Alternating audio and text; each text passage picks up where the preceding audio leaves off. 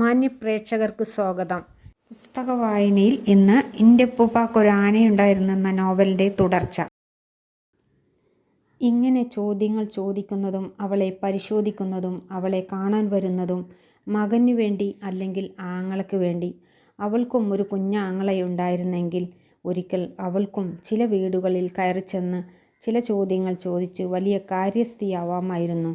ഒരു മുസ്ലിം വനിതയ്ക്ക് അറിയേണ്ടതെല്ലാം അവൾക്കറിയാം. ഈണക്കത്തോടെ അവൾ ഖുർആൻ ഓതും. ഖുർആൻ അള്ളാഹുവിൻ്റെ വചനങ്ങളാണല്ലോ. ഖുർആൻ തൊടണമെങ്കിൽ ദേഹം ശുദ്ധി വരുത്തണം.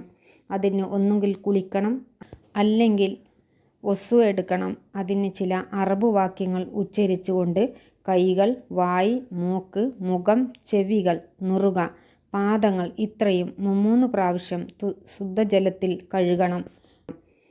പിന്നെ അവൾക്ക് നിസ്കരിക്കാൻ അറിയാം. സുബഹി, ളുഹർ, അസർ, മഹരിബി, ഈശ ഇങ്ങനെ 5 തവണ അദൃശ്യനായ സൃഷ്ടാവിൻ്റെ മുമ്പിൽ നിന്നുള്ള പ്രാർത്ഥന. ഇതുകൂടാതെ ഇസ്ലാം കാര്യം, ഈമാൻ കാര്യം ഇതെല്ലാം അവൾക്കറിയാം. അവളെ തോൽപ്പിക്കുവാൻ ആർക്കും സാധ്യമല്ല. പെണ്ണ് കാണാൻ വന്നവരിൽ ഒരു കാര്യസ്ഥി ചോദിച്ചു, ഐഷ ബീവി ആരാർന്നു? കുഞ്ഞുപാത്തുമ്മ പറഞ്ഞു, മുത്തുനബിൻ്റെ ബീഡര്. മുത്തുനബിയുടെ ഭാര്യമാരിൽ ഒരാളായിരുന്നു ഐഷ ബീവി. ഐഷ ബീവിൻ്റെ കാത് കുത്തിയിരുന്നോ? കുത്തിയിരുന്നു. എത്ര അലിക്കത്ത് ഉണ്ടായിരുന്നു? കുഞ്ഞുപാത്തുമ്മ പറഞ്ഞു, സുബർക്കത്തീന്ന് ജിബ്രീൽ അലൈഹിസ്സലാം മുത്തുക്കൊല കൊണ്ടുവന്ന് റസൂൽ സല്ലല്ലാഹു അലൈഹി വസല്ലമിൻ്റെ കയ്യിൽ കൊടുത്തു.